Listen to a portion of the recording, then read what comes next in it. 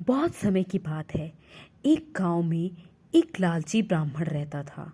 वो लालची के साथ साथ बहुत ही आलसी था। आलस इतना था कि उसके पास इतनी सारी ज़मीन थी, मगर उसे उस पर काम करना बिल्कुल पसंद नहीं था। भगवान का दिया ब्राह्मण के पास सब कुछ था। अच्छी पत्नी थी, दो प्यारे प्यारे बच्चे थे, धन दौलत सब। लेकिन ब्राह्मण को काम करना बिल्कुल पसंद नहीं था। उसकी इस आलस की वजह से उसके खेत में बहुत सारे नुकसान हो जाते थे, क्योंकि वो खुद जाकर कभी खेत जोतता ही नहीं था और ना ही देखता था। उसकी पत्नी उसके इस आलस से परेशान हो चुकी थी। वो हमेशा ब्राह्मण से कहती थी कि जाकर कुछ काम कर लो, अपना खेत इतना सारा है उस पे कुछ उपजाऊ, खेत इतना सारा है उस पे कुछ उगाओ, ताकि हमारे और पैसे बने और हमें और सारा खाने के लिए मिले। ब्राह्मण कहता रहने दो ना, जितना उग रहा है ना, अब इतना कौन काम करे जाकर। ब्राह्मण सारा दिन घर पे बस पड़ा ही रहता था और सोचता रहता था, अभी मैं कल से जाके खेत में काम करूँगा, परसों से खेत में काम करूँगा, मगर वो कभी जाता ही नहीं था। उसके इस आलस से उसकी पत्नी परेशान हो गई। एक दिन ब्राह्मण के घर एक साधु आया। ब्राह्मण ने जब उस साधु को देखा तो उसको अपने घर बुलाया और उसका बहुत सेवा सत्कार किया। ब्राह्मण के इस सेवा सत्कार से साधु बहुत खुश हो गया। उसने ब्राह्मण से बोला, पुत्र, जो तुम्हें वरदान मांगना है मांगो, मैं तुम्हारी वो इच्छा पूरी कर दूंगा। ब्राह्मण सोचने लगा कि मुझे काम करना तो बिल्कुल पसंद नहीं है, क्यों ना मैं इससे ये वरदान मांगूं कि मेरे बदले कोई और काम कर ले। ब्राह्मण ने तुरंत बोला साधु से कि बाबा, मुझे आप ऐसा वरदान दीजिए कि मेरे बदले कोई काम करे और मुझे कोई काम ना करना पड़े। साधु समझ गए। उन्होंने बोला कि ठीक है, मैं तुम्हें ऐसा वरदान देता हूँ कि तुम्हारे बदले कोई और काम करेगा, लेकिन उसकी एक शर्त है, वो उस आदमी को तुम्हें हर वक्त काम देते रहना पड़ेगा, वरना वो तुम्हें खा जाएगा। ब्राह्मण ने सोचा, इतना सारा काम होता है सारा दिन, उसको तो सुबह से लेकर शाम तक ही मैं काम देता रहूँगा, ऐसा सवाल ही नहीं कि वो मुझे खा सकता है। ब्राह्मण ने बोला, हाँ हाँ बाबा, आप मुझे दीजिए और मैं उससे काम सारा दिन करवा सकता हूँ। साधु ने बोला, ठीक है, तुम्हारी ये इच्छा मैं पूरी करता हूँ। जैसे ही साधु गया, वहाँ पर एक लड़का आकर खड़ा हो गया।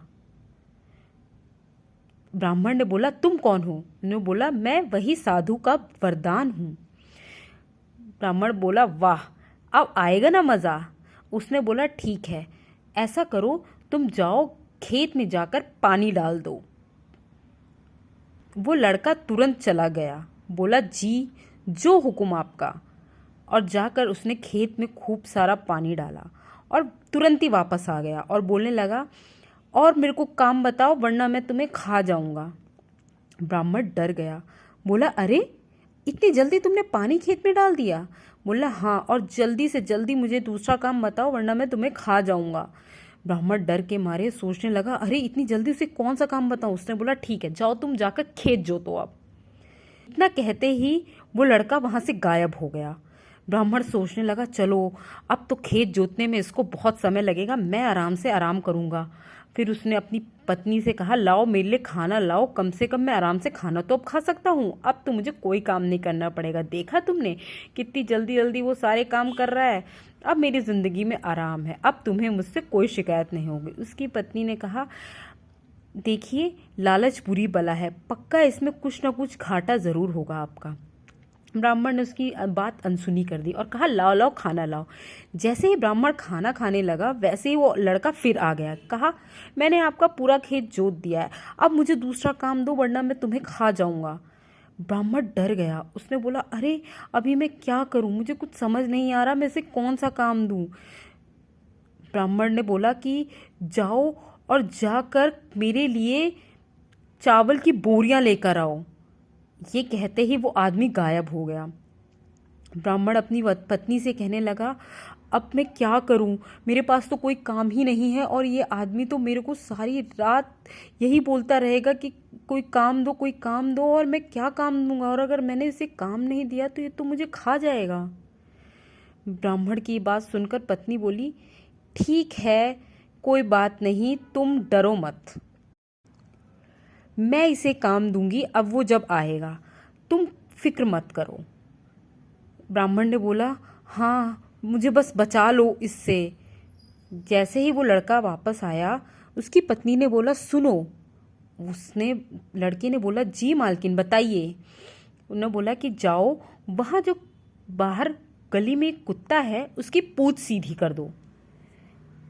वो आदमी तुरंत गायब हो गया और जाकर कुत्ते की पूंछ सीधी करने लगा। ब्राह्मण डर गया, बोला, अरे अब बस कुत्ते की पूंछ सीधी करना, वो तो तुरंत सीधी करके आ जाएगा और फिर वो फिर यही बोलेगा कि मैं तुम्हें खा जाऊंगा, मुझे बचा लो, मुझे बचा लो, अब मैं कभी आलस नहीं करूंगा, मैं अपना काम खुद करूंगा, मुझे बस बचा लो।